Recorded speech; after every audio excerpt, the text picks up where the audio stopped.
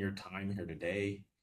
My goal for this conversation is just to have a focused, productive discussion around how the current farm bill is impacting farmers on the ground, especially small and mid-sized operations. Terrific. I'm happy to be with you.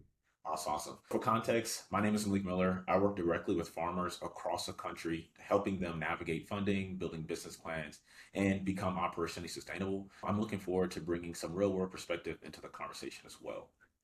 I'm Jim McGovern, a congressman from Massachusetts. I have over 1,900 farms in my district. So Massachusetts is an agriculture state as well. Awesome. Just to start us off, from your perspective, what are the top priorities in the current farm bill that are directly impacting farmers right now? I think it's a lousy farm bill, to be honest with you. Let me just say for the record, process matters. This farm bill should have gone through a better process. There were several hundred amendments that were offered by Republicans and Democrats, or bipartisan amendments. And this Republican majority basically blocked hundreds of them. There was a lot of people were locked out of the process. In addition to that, it locks in some of the terrible things that were in the big ugly bill, including a $200 billion cut to SNAP and all kinds of support services for farmers all across the country. And we wanted to have an opportunity to fix that. We were not able to do that. Also, this farm bill should have addressed the fact that the tariffs that the president has put in place have had an adverse impact on farmers. The war in Iran has had a negative impact on our farmers. Higher gas prices, fertilizers going through the roof, right? Where's the relief? Where's the help to adapt to those situations? And again, this farm bill is for 5 years. So, I mean, whatever we do now, we're stuck with it for 5 years. And I just think that our farmers need more investment. They need more support from Washington. The economy is difficult for everybody in this country. It is particularly challenging for our agricultural communities. And we need to do some real stuff, and regret that didn't happen in this farm bill. Yeah, that makes sense. And that aligns with what I'm seeing as well from the ground level. Farmers are really feeling pressure in those few key areas. One of the biggest challenges right now is rising input costs, feed, fuel, labor, and equipment. Right. What specific measures are being considered to help farmers manage those increasing costs, especially smaller operations? Yeah, I regret to say that, this is one reason why I voted against this bill. I can't point to things that are going to be of help to a lot of our farmers. I wish I could. I wish I could tell my farmers in Massachusetts help is on the way. But I don't see that in this farm bill. Ranking member Angie Craig from Minnesota had an alternative bill that was going to actually put some real money back into this bill that would actually help our farmers deal with the difficult economic situation they're currently facing. And we had a vote on that. And again, the Republicans rejected that. It's like they claim they're trying to deal with this E15 program, but they even screwed that up because on one hand, they say no new costs will be added to the farm bill. So they constructed this E15 provision, would cost billions of dollars, according to the Congressional Budget Office. And we're supposed to have a separate vote on it, and then it would get together with the farm bill to go over to the Senate. Well, hardline right-wing Republicans don't want to see the deficit increase. I agree with them. They want an offset. So that whole provision has kind of been derailed now. And so there's nothing that can be guaranteed on that. So look, I want us to rely more on our local farmers for our food than farmers halfway around the world. I want to make sure our farmers get the support that they need to deal with the rising fuel costs, the impact of the tariffs. And by the way, the cuts at SNAP, that adversely impacts our farmers as well. I mean, they eliminated the farm to school program. I mean, a lot of our schools, were incentivized to buy local produce to help more nutritious meals for our kids in school. They eliminated that. It's gone. And when you cut SNAP and you throw people off of SNAP, guess what? They can't afford to buy the kind that we all want people to buy. Local produce, fresh vegetables, even locally, grown, produced meats, all that kind of stuff. It becomes more and more difficult to do that when, people are being thrown off the benefit. And by the way, the SNAP benefit on average is about $2 per person per meal. I mean, I'm in the Capitol. I can't even buy a cup of coffee here for $2, right? How the hell are people supposed to buy nutritious food to support their families on that? So This is a missed opportunity. And the hope is that maybe the Senate can straighten some things out. My preference is, let's do a short-term extension. Let's hope that the elections in November, people in power who have different priorities than the current leadership here in Congress, and let's write a farm bill that reflects our values, that really is a commitment to our farmers, not just in rhetoric, but in money. I mean, I'm so sick and tired of all the talk about, oh, support our farmers and they're so important. Okay, what are you going to do about it? What is the relief you're going to provide our farmers? They don't want your words. Quite frankly, they want some real money. They want some real assistance, some real aid, real help. And, and here's the other thing that I think I want people to understand. So this bill was debated in the middle of the night. I mean, I was on the floor last night at midnight, 1 o'clock in the morning, debating this bill. That's when they brought it up. Like, who does that? Why would you bring up a major bill like this in the middle of the night? It's like they're vampires. They don't operate during the day. I mean, they do this in the dead of night, so nobody knows what's going on. Nobody hears the debate.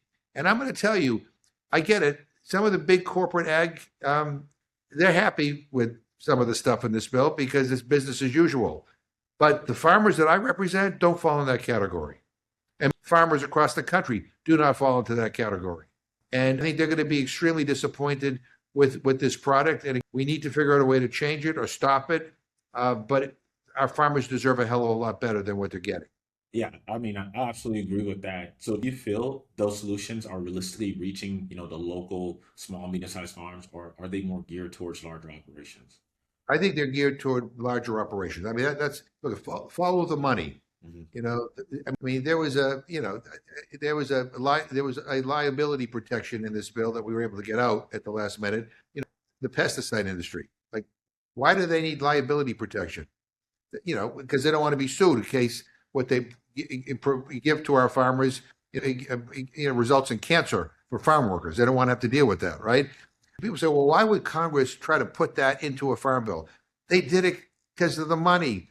Look who donates to members of Congress, right? The vast majority of farmers in this country, they're just trying to, farm. They're just trying to do their job. They're overwhelmed with everything, just trying to make ends meet, trying to figure out whether they're going to go out of business or not, right? Not following what's happening here in Congress. They don't have the time to follow all the BS that goes on here, right? Focused in on doing their job and good food for their communities, and and hoping that they can, survive all this. And the extent that they are expecting some relief, I got to tell you, if this bill becomes law as it is, I guarantee you, in a year from now, we'll have a conversation, and when people are going to be saying, "Where's the help? Where's the relief? Where's the concern?" This place, is becoming a place where trivial issues get debated passionately and important ones not at all. A place where they engage in all this rhetoric about all the stuff that they care about, and then in reality do absolutely nothing. And I'm sick of it. When I go do my farm tours, my farmers are sick of it. They're like, does anybody understand what we're going through? Does anybody understand the impact of these tariffs, on what we do, or the impact of rising fuel costs? I mean, when I talk to farmers locally, it's like they feel like Washington is living in an alternative universe. They don't get it. And again, I don't know who's talking to the people that run this house right now, but not my farmers. My farmers aren't being represented here, like the one that we consider today.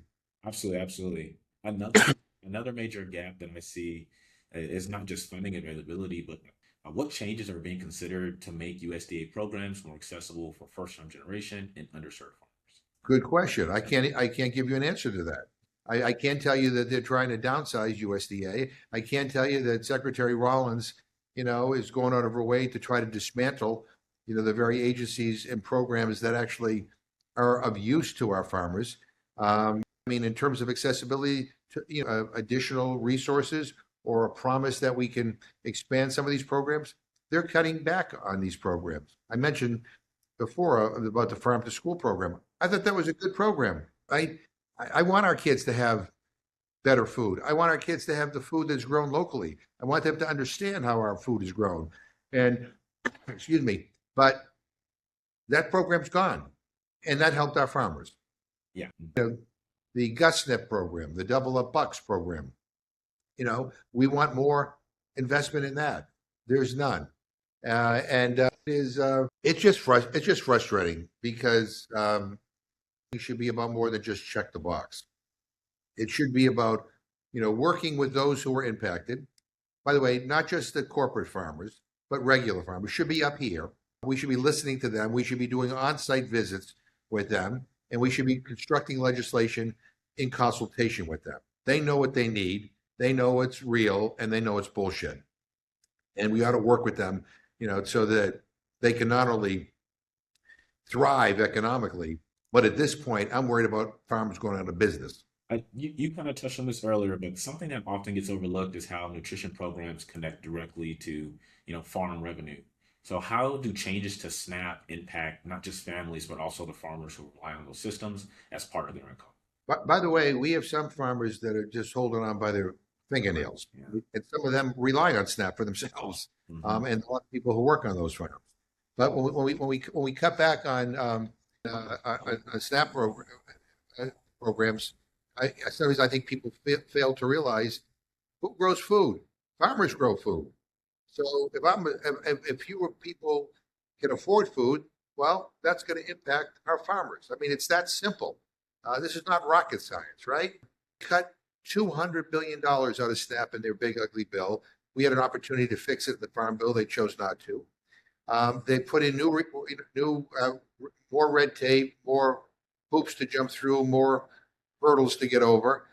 So people in this country have lost their SNAP benefits, and the worst of the cuts haven't even gone into play yet. I mean, more people are going to go hungry. That means fewer people can afford food. And again, I want people to buy food grown by our farmers here in this country. I want to support our local farmers. I think SNAP does that because it's a food program. You can't buy anything other than food with SNAP. So anyway, that's, going to impact people who rely on SNAP to afford food. It's going to impact our farmers who grow the food. Yeah. So do you think there are opportunities to strengthen the connection between SNAP and local or regional farmers?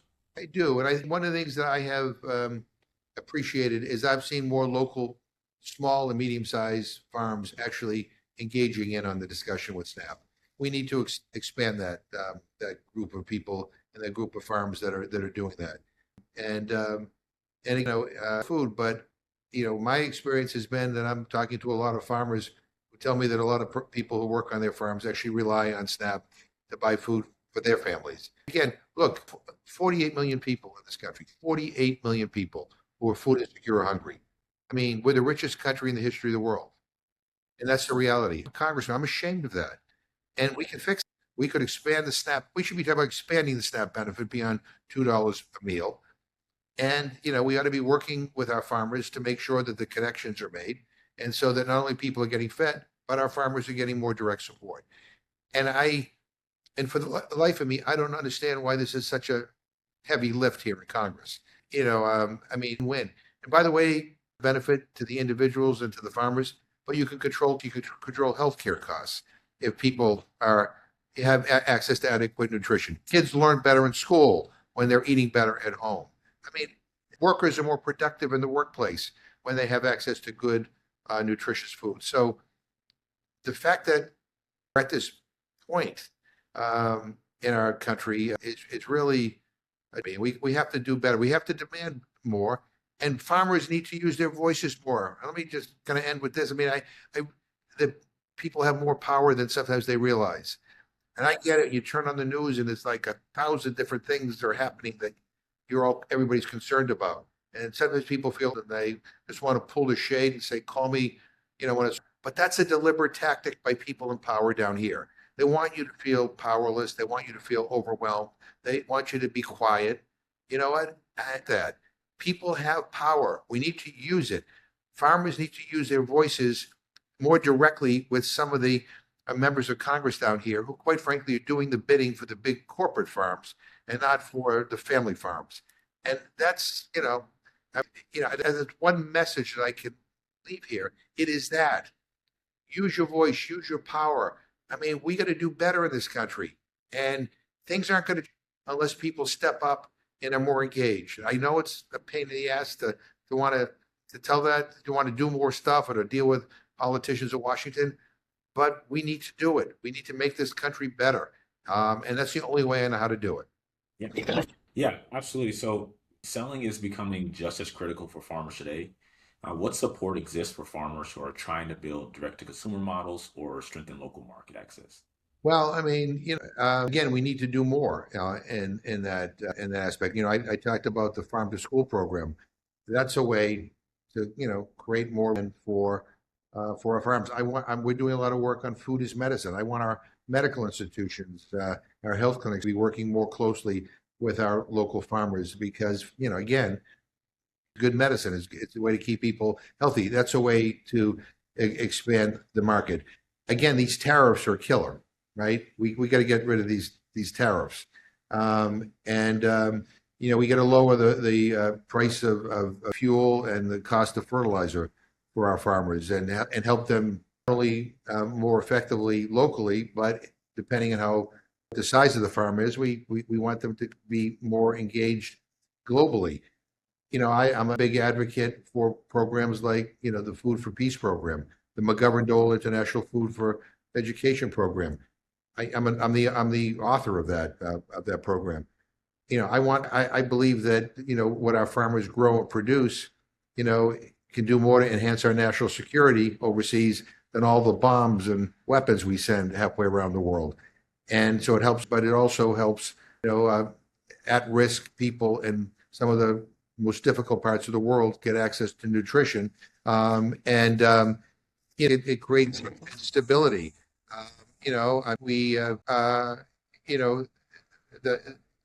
We need to increase reimbursement for, again, school meals, and I have a bill that would do that because just telling schools to work with our farmers isn't enough. We need to make sure the schools have the money to be able to purchase, locally from our farmers. So I hear from schools all the time that they want to do more with our farmers, but they don't have the resources or funding to do that. I have a bill that would actually fix that. So that's some of the stuff that we need to do. Yeah, absolutely. So, the final, your opinion, if there's one change that could immediately improve outcomes for farmers, what would it be? We need a new Congress. I mean, we do. I'm not being facetious. I'm just telling you, we Uh, need a Congress that gives a shit. We mm, need a Congress that understands that agriculture is important. Not just for agriculture, but the agriculture that is the majority in this country. And because I don't think this White House gets it. The president puts on a baseball, puts on a cap that says, I love farms, or all that kind of stuff. That's it. I mean, he's tone deaf to the impact of his tariffs and the impact of this war in Iran and the rising costs. And if we don't do something sooner rather than later, a lot of farms are going to go to business. And that's bad for a whole bunch of reasons. It's bad because we want to support our farmers. And it's bad because we care about the land. I mean, I don't want farmland to turn into, condos, right? I want it's good for our environment, uh, and it's bad for our health. So, agriculture in this country, and I wish we would just stop. I wish we would actually have farm bills that responded to that. And again, I looked through the farm bill that we just passed. It's the same old in many respects. Nothing new, no new money for our farmers, cuts to nutrition stay in check. And it's like, really? Like, I wonder, did my colleagues who serve here, did they go home? Do they talk to their farmers? Do they ever go visit a farm? Do they listen? And where they get their stuff from? And let me just say one last thing, and I'll leave it at this. absolutely. The things that I really believe strongly is that, if we get a working majority here, we need to change our campaign finance laws. I mean, I'm going to tell you, so many rotten, awful, terrible decisions that screw over regular people happen here because of corporate money that comes into political campaigns. It's not just in terms of agriculture; it's it's healthcare. I mean, it's environmental laws.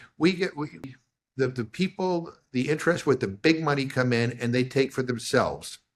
The hell with everybody. And I wish members of Congress were stronger and would push back on that.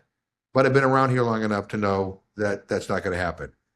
We need to lessen the influence of money and empower the influence of regular people.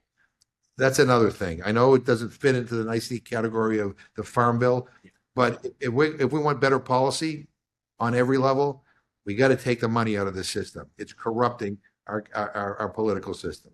So anyway, I'm happy to be with you, and thank you for having me on. Yeah, that was definitely a very powerful insight. I'm seeing many of those same challenges working directly with farmers. So this conversation has been extremely valuable. I'd love to stay connected and continue sharing insights from the field if that's helpful as these policies continue to develop. And honestly, I appreciate your in the work you're doing in this space. Well, I appreciate you creating a forum where people can get real information. I mean, I because this day and age, it's hard to always, know who to and listen to. And I want to stay in touch, and I care about this, and I know as you do. And so let's talk anytime. Appreciate the opportunity to be with you. Thank you so much. All the best. Thank you. Have a good one.